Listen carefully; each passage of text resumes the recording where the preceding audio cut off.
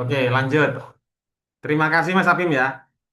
Kasih Mas Hafid, Tuan Hafid. Kita lanjut ke materi selanjutnya. Natural approach sambil nunggu ya. Nanti Mas Hafid kalau ketinggalan nanti tinggal lihat di e-learning ada record YouTube-nya kalau belum masuk. Jadi kita fokus ke natural approach. Jadi ini artinya natural approach itu kalau saya lihat itu memang pendekatan alami. Jadi metodologi ini muncul sebagai era muncul setelah era desainer tadi setelah era Chomsky. Setelah Chomsky itu baru muncul natural approach. Dipopulerkan oleh ini namanya Stephen Carson ya dan Tracy Terrell. Stephen Carson sama Tracy Terrell fokusnya itu pada ini ya, fokusnya itu lanjutan dari total physical response. Jadi Carson, oh tanya, silakan Mas Hafid. Apa Mas Hafid? Pak, sebenarnya Bang Hafid mengalami masalah karena kodenya salah. Di, bisa kok, tadi Pak itu kok copy paste bisa, bisa. Tinggal masukkan anu, masukkan kodenya. Bisa coba lagi, suruh copy paste, jangan disuruh, jangan diketik, di copy paste aja. Heeh. Saya lanjutkan. Jadi Carson sama Terrell ini merasa bahwa bahwa pelajar ya siswa itu mendapat manfaat jika mereka rileks dan produksi lisan ditunda hingga muncul secara alami. Jadi mereka itu dibiarkan aja sealami mungkin, nantilah muncul-muncul dengan sendirinya. Jadi intinya teori ini sangat unik ya. Metode ini sangat dipengaruhi oleh pandangan tentang natural order dan monitor hipotesis, terutama menekankan pada akuisisi atau pembelajaran bawah sadar dan daripada analisis pembelajaran yang sadar. Jadi lanjut aja itu nanti lama-lama kita bisa ya. Nah, lama-lama kita bisa. Nah, ini namanya natural, biar keluar sendiri. Intinya proses kunci dari natural approach itu eh, peng- pada awal kegiatan itu pakai TPR, pakai total physical response, pakai kegiatan, pakai ini. Terus kita kasih input yang banyak, yang dapat dipahami. Jadi komprehensi input yang di sini yang ngomongnya comprehension input yang bisa dipahami. Lalu, eh, tapi mereka itu diajarnya sedikit melampaui level mereka. Jadi ini penting. Terus setelah pakai DPR, pelajar tidak perlu mengatakan apapun hingga mereka merasa siap. Jadi tadi itu kita kan tahu TPR ya, dia pakai total physical response, pakai fisik. Setelah itu mereka jangan disuruh langsung praktek ngomong, dibiarkan saja hingga mereka siap untuk ngomong. Jadi guru ini tadi kan perannya kan sebagai ini ya, sebagai konseling ada. Kalau sekarang guru itu sebagai comprehensible input. Jadi dia itu pencipta aktivitas yang menarik. Tujuannya untuk ini komunikasi sehari-hari. Jadi bukan fokus pada tujuan akademis atau menulis, bukan fokus ke akademis atau menulis apa enggak. Mereka dibiarkan, terus contohnya itu kayak belanja, radio, terus kita diajak ngopi ke kafe gitu. Itu bisa, itu namanya natural approach. Jadi tahapannya itu ada tiga ya. Saya ulangi lagi. Pertama, tahap praproduksi. Fokusnya itu pengembangan keterampilan seperti mendengarkan listening atau reading. Jadi ya itu kasih input yang banyak, listening yang banyak, lihat film, terus jalan-jalan kemana gitu ya. Terus setelah praproduksi, fokus ke produksi awal. Ini ngomongnya early production. Tahap ini fokusnya itu eh, biasanya itu tandanya itu siswa itu salah-salah ngomong. Jadi dia itu berjuang berjuang banget ngomong bahasa Inggris, tapi salah-salah pelafalan salah nggak apa-apa. Jadi guru itu fokusnya pada makna, bukan pada menyalahkan, mengkoreksi spelling tidak. Yang penting paham kan beres ya. Setelah itu tahap tahap selanjutnya Teks berhenti sebelum menjelaskan tahap ketiga, tapi ini biasanya adalah tahap perpanjangan. Jadi fokusnya itu didiamkan dulu lama, minggu depan disuruh presentasi, begitu. Itu namanya natural approach. Ya, lanjut, biar nggak lama-lama. Banyak sekali. Ada namanya National Function Syllabus. Aduh, silabus ini apa toh Pak? Lah ini asal usulnya dari sini. Oke, ada pertanyaan sebelum saya jelaskan?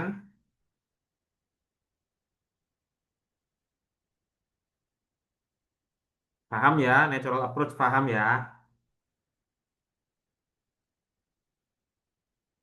Aduh, aduh, aduh, aduh, aduh, aduh, aduh, aduh, aduh, aduh, aduh, aduh, aduh. Sebentar, sebentar. Natural approach diciptakan pada abad 1970 ini. National Function Syllabus yang menyiptakan memang ini ya, menyiptakan nasional ya.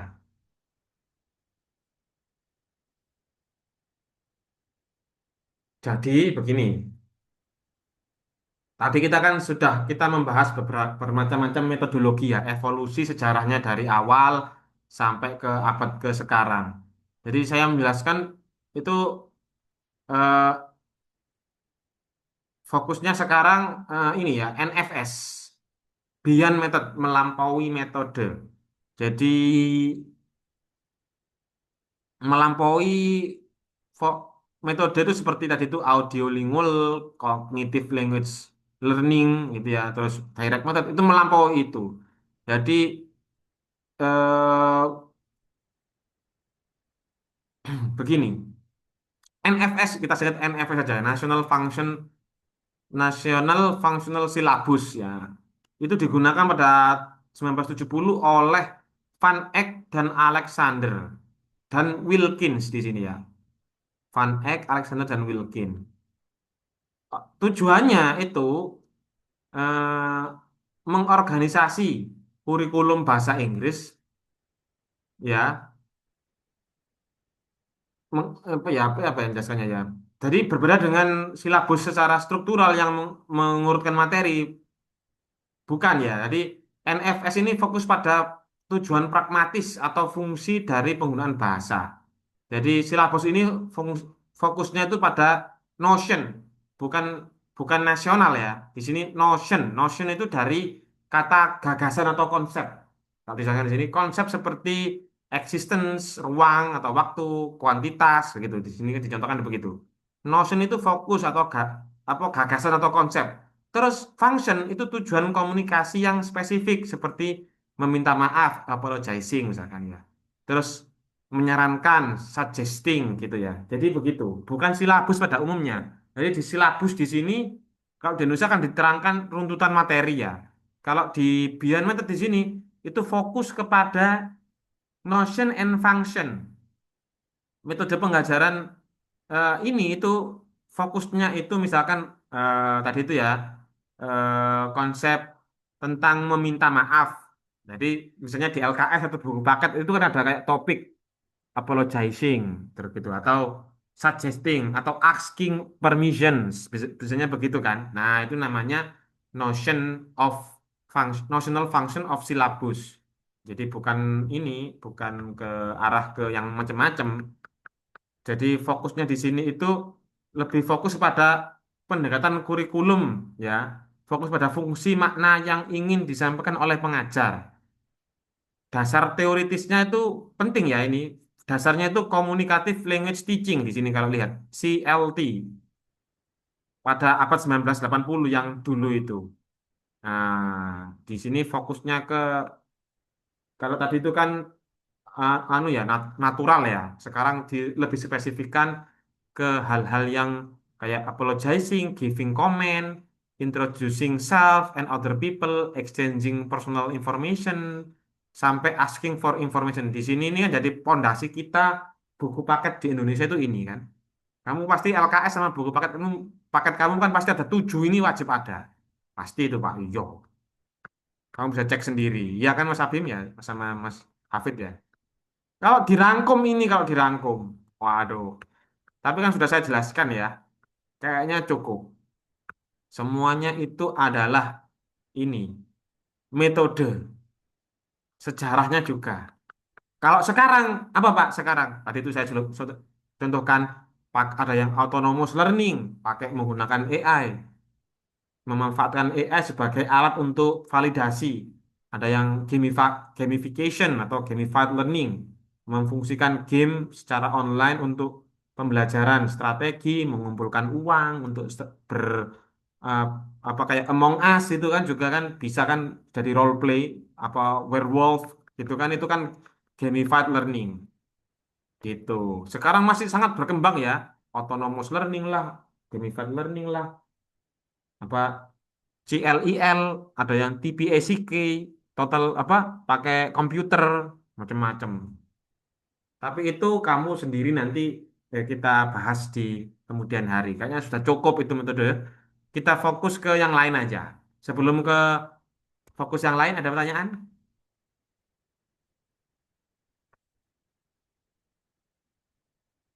Mas Abim sama Mas Hafid, selalu saya gini ya, biar teman-teman itu saya mengkoreksi apakah sudah paham apa betul gitu. Jangan-jangan belum paham. Nah, silakan bertanya.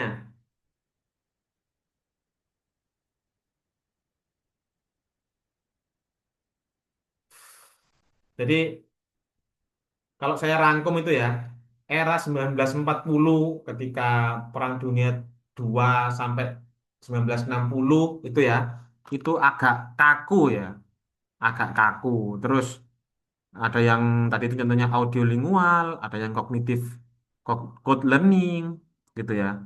Terus ada yang 1970 itu agak fleksibel, desainer tadi itu ya, metode desainer tadi itu. Terus beyond method ya, melampaui metode pakai konsep apa tadi itu notion of syllabus, fokus, CLL dan lain-lain. Lah, kalau sekarang kita ngomongkan apa, Pak? Nah, aduh, kelebihan. Kita ngomongkan approach ya, approach. Tadi kan metode, sekarang pendekatan. Approach itu apa aja di dalam pembelajaran bahasa Inggris? Dalam prakteknya itu gimana, Pak? Nah, ini namanya enlight, electic approach. Apa? Apa itu? Enlightened electric approach. Ada pertanyaan? Ini Mas Adim kayaknya. Pertanyaan. Silakan.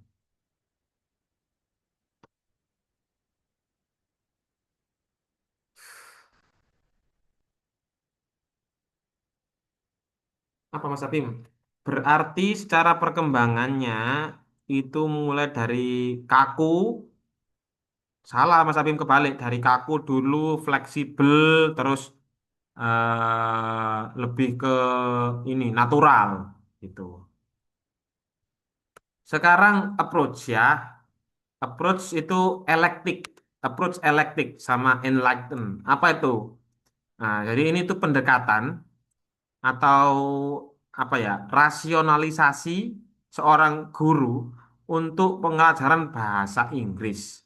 Itu tidak boleh menjadi prinsip yang kaku, nggak boleh ya. Jadi approach di sini ngomongkan pembelajaran itu tidak boleh kaku, tapi agak dinamis ya, biar bisa berkembang. Tanggung jawab guru di sini berarti guru harus memilih dan mengadaptasi praktik-praktik terbaik dari berbagai metodologi yang kita sebutkan tadi di atas dan bisa kita kembangkan. Bukan berarti GTM terus direct method atau tadi itu CLT itu salah atau kuno, tidak. Kita kita kita dinamiskan dengan budaya kita. Misalkan di budaya kita itu ada game apa gitu ya, kita kombinasi dengan game-game itu atau sama kita apa kita carikan video-video yang berbudaya lokal gitu, nggak boleh kaku-kaku ya. Kita kita harus approach itu elektik. Elektik itu artinya fleksibel, elastis gitu loh. Jadi kita nggak boleh kaku gitu. Approach di sini. Jadi pemahaman ini atau pendekatan ini berdasarkan pemahaman global yang terintegrasi tentang semua pembacaan, pengamatan, dan diskusi tentang pengajaran bahasa. Jadi guru harus mampu mengadaptasi wawasan-wawasan terbaik dari semua metode seperti ALM, TPR, Silent Way, dan lain-lain sesuai dengan konteks dan budaya atau situasi di dalam kelas mereka sendiri. Jadi gitu ya.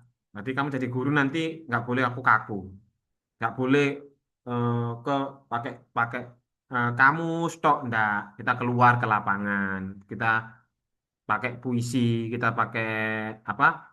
Pantun kalau misalkan suka pantun gitu, pakai bahasa Inggris pantunnya gitu kan belum ada itu pantun bahasa Inggris kan belum ada. Coba Mas Abim sama Mas Hafid ini yang menciptakan kan oke itu. Pokoknya intinya guru modern kayak kamu ini nanti guru-guru yang kekinian itu tidak lagi berpegangan pada satu metode, tapi harus mengembangkan pendekatan yang lebih fleksibel dari metode-metode yang banyak gitu ya, dan diintegrasikan dengan budaya lokal, konteks lokal, situasi lokal. Begitu. Intinya tentang itu elektrik gitu. Lanjut. Ada lagi nih, komunikatif language teaching. Aduh capeknya. Masih kuat ya? Kuat ya? Kuat ya teman-teman ya? Mas Hafid sama Mas Hafid kuat ya? Nguat-nguatkan Pak. Sudah capek. Sudah jam 3. Cik. Oh ada pertanyaan kayaknya. Apa nih Mas Hafid? Masih bisa Pak? Iya. Aduh. Iya. Yang capek sebenarnya saya dari tadi ngomong terus. Si.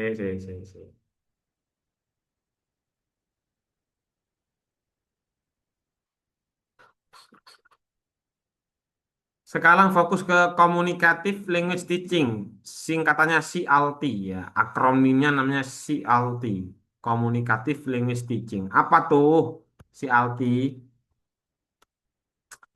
Ya, CLT ini fokusnya itu gabungan dari semua perkembangan-perkembangan sebelumnya. Itu produk gabungan, ya, digabung, seluruh metode-metode itu digabung, kognitif, afektif, psikomotorik, atau CLT. Pokoknya pendekatan yang berhubungan semuanya itu dituangkan semuanya dalam kelas. Ya ini kayak di Indonesia ya. Di dalam kurikulum kita itu harus ada aspek kognitifnya, harus ada aspek afektifnya, ada yang aspek konatif, psikomotoriknya. Jadi semuanya dimasukkan. Terus bedanya apa dengan yang lain-lain, Pak? Jadi di sini ditandai oleh ini ya. Kita fokusnya itu ke simulasi dan tugas-tugas yang meaningful di dunia nyata. Jadi tujuannya itu kita melatih pelajar untuk memiliki linguistik fluency, bukan hanya akurasi historis. Jadi fokusnya itu ini ya sama kayak tadi itu ya, yang awal tadi itu ya. Penjelasan yang awal tadi itu kan juga hampir mirip dengan ini. Fokus ke sosial, kultural, pragmatisme, dan komunikasi. Jadi communicative language teaching ini fokusnya itu ke kegiatan budaya. Jadi kita kan ada yang istilahnya kan lifelong learning ya, lifelong learning. Kalau di bahasa kita ada yang namanya istilahnya itu lifelong language learning. Jadi kita itu tidak belajar bahasa itu seumur hidup di luar batas-batas kelas. Di sekolahan, di masyarakat ada peristiwa apa sekarang misalkan ada fenomena apa nih sekarang nih ada isu apa di Indonesia. Contohnya misalkan apa ya? Eh apa ya? Sekarang ini apa nih? Ya ini kayak natural tadi itu ya, kayak natural approach. Kita di luar kelas itu isu-isu tentang sekarang itu Jule misalkan sama ini Dayon. Ya itu jadikan topik pembahasan materi di pembelajaran bahasa. Di luar kelas dimasukkan di dalam kelas. Apa-apa yang di luar kelas dimasukkan di dalam kelas gitu. Jadi topik-topik bola Malaysia 11-0 lawan Kroasia. Terus Indonesia lawan lawan apa kemarin Hungari menang misalkan begitu kalau laki-laki kan suka bola. Terus apa misalkan isu-isu BBM Pak Bahlil ini agak anu apa banyak yang mogok di jalan. Nah, itu jadikan materi pembahasan di dalam dan hal-hal itu jadikan komunikasi di dalam kelas gitu loh. Maksudnya itu beyond the class, beyond beyond apa ya? Beyond the class lah, di luar kelas. Ini termasuk ini ya, approach ya. Nah, pendekatan ya, bukan metode karena ini tersendiri, tidak fokus ke detail-detailnya. Nah, ini bedanya. Yang mirip dengan ini mirip, beda-bedanya. Aduh, jelaskan ini masa ya. Kayaknya kamu sudahlah cukup lah. Fokusnya ke dialog ya, tidak hanya mendengarkan saja, tapi kita bawa isu-isu di luar kelas ke dalam kelas gitu. Kalau audiolingual ini kan kayak ada pattern gitu ya, ada kayak rules gitu, ada ini drilling sama central teknik ini di sini macam-macam. Bisa kamu baca sendiri. Jadi intinya si Alti ini ya lebih ke arah ke komunikasi sehari-hari. Nah, di dalam CLT ini ada macam-macam. Yang pertama ada learner centered instruction. Waduh, duh, duh, duh, duh. Apa itu learner centered instruction? This term applies to curricula, bla bla bla.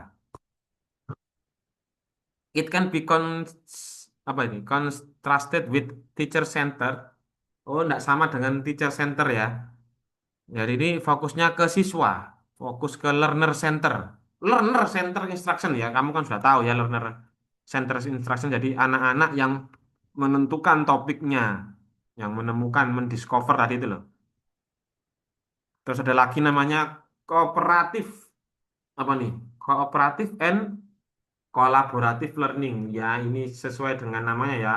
Kolaborasi, dia tidak bertanggung jawab ke dirinya saja, tapi dia itu cooperate dengan orang lain. Dia apa namanya eh, kolaborasi, berkolab dengan teman yang lain. Jadi biar ini nanti ada memunculkan memunculkan kompetisi antar kelompok di dalam kelas. Nah, jadi enak juga ini. Jadi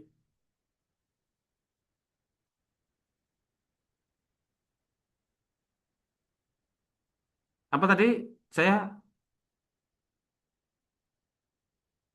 fokus kurikulumnya itu bersama kelompok lah, berpasang-pasangan, terus manfaatnya biar ada motivasi, terus ada harga diri karena ada kompetisi tadi itu, terus menciptakan hubungan yang saling care, bahkan bisa mengurangi kecemasan karena dua orang, satu orang maju kan gugup ya, kalau dua orang atau tiga orang kelompok kan enak bagi tugas. Jadi konsep kuncinya itu pembelajaran kooperatif atau kolaboratif itu lebih tentang teknik pembelajaran yang berhubungan terhubung dengan interaksi antar siswa, kolaborasi antar siswa. Jadi interaksi sosial ini penting antar pelajar dan pelajar yang lainnya. Nah, ini yang akhirnya namanya kooperatif atau kolaboratif learning. Gitu, teman-teman ya. Aduh, capek sekali. Kapan ini habis ya? Tapi paham ya teman-teman ya? Mas Akim sama Mas Hafid ya? Paham Pak. Ya, diseling-selingi ya. Ada pertanyaan.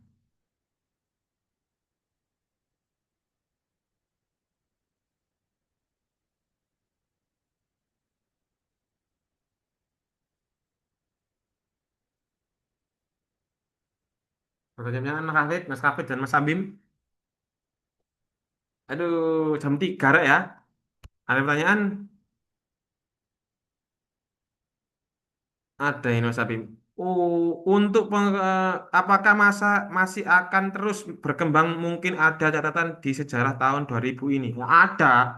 Ya, abad 2000 ini kan ini Mas Abim tadi itu eh dia di tahun 2000 itu ada ini kan revolusi 5.0 kan dari industri ke teknologi kan ya. Bahkan informasi ya. Jadi kita itu nggak sebenarnya kayak Zoom ini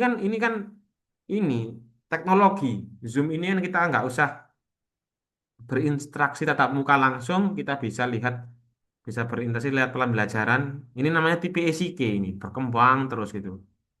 Tergantung dengan semangat zaman. Semangat zamannya tentang teknologi, bahasa ikut. Perkembangan zaman tentang AI, lahirlah autonomous learning menggunakan AI. Mungkin nanti juga ada ini bisa sampai imersif.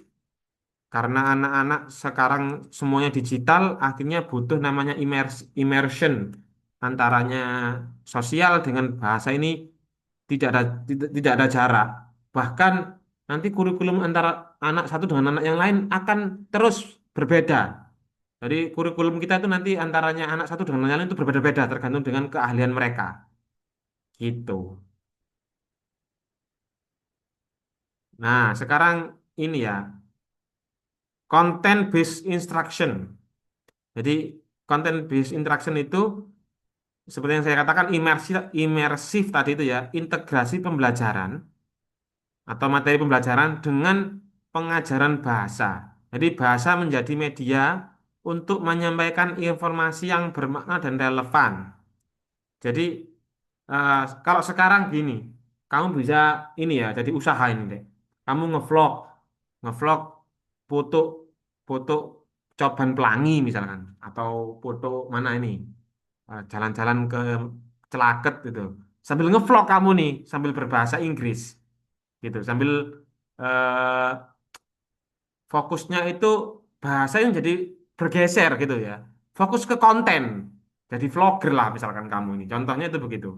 Jadi materi pelajaran itu yang paling utama, bukan bahasanya gitu. Materinya yang utama. Ada VR ya. VR ini virtual reality, ada yang augmented reality Mas Abim ya. Itu sudah Pak Iqbal teliti dengan mahasiswa itu sebelum COVID, tahun 2000-an. 2000 dengan Mas Erik. Kamu kalau lihat Google Scholar, jadi sudah ada skripsinya kakak kelas kamu yang ngomongkan VR sama IR, augmented reality ini. Ya, pada waktu itu memang terkenal IoT, Internet of Things. Jadi semuanya itu serba online gitu ya karena COVID. Nah, gitu. Jadi pembelajaran juga tergantung kita sekarang apa nih gitu. Bahkan sekarang Among Us tahu Among Us kan jadi pembelajaran itu kayak role play gitu. Kita nggak usah nyiapkan panggung untuk praktek role play. Kita pakai online, pakai aplikasi game. Ya itu Rek, saya kayaknya sudah capek sekali ya. Mohon maaf ya. Eh, Hari ini cukup. Intinya ini itu ya sejarah ya. Ada text-based instruction, instruksi tentang cara-caranya ngajar aja. Ini. Untuk minggu depan ini yang penting. Ini Kak, sebegitu signifikan. Yang paling penting itu minggu depan. Teaching by principle ini. Prinsip-prinsip pembelajaran. Ini mulai ke arah ke fokus ke psikologi. Cara ngajar praktek di dalam kelas itu seperti apa. Itu minggu depan. Untuk hari ini cukup ya, Mas Abim ya. Mas Hafid juga ya. Cukup ya. Karena waktunya sudah 10 menit lagi ini kayaknya ya. Jika mau habis. Dan saya sudah capek sekali. Minggu depan kita fokus ke teaching by principle, prinsip-prinsip pembelajaran. Menurutnya Brown, ini apa aja nih? Nah, ini minggu depan. Keren ini, maksudnya lumayan ini. Penting sekali karena ini dilatih caranya menyelesaikan masalah minggu depan. Untuk hari ini cukup, ingatkan ya minggu depan bab 4 gitu, Pak Iqlil. Gitu ya. Siap? Kita akhiri, semoga bermanfaat. Assalamualaikum warahmatullahi wabarakatuh. Boleh end meeting Mas Abim. Saya juga mau live. Ada pertanyaan sebelum anu diselesaikan, di sebelum dimatikan, Mas Abim? Enggak ya? Aman ya? Enggak apa, tanya aja. Bagaimana cara off meetingnya, Pak? Ah. Oh, yang off meeting Pak Iqbal aja wes, yang off meeting. Semoga hari ini bermanfaat. Assalamualaikum warahmatullahi wabarakatuh.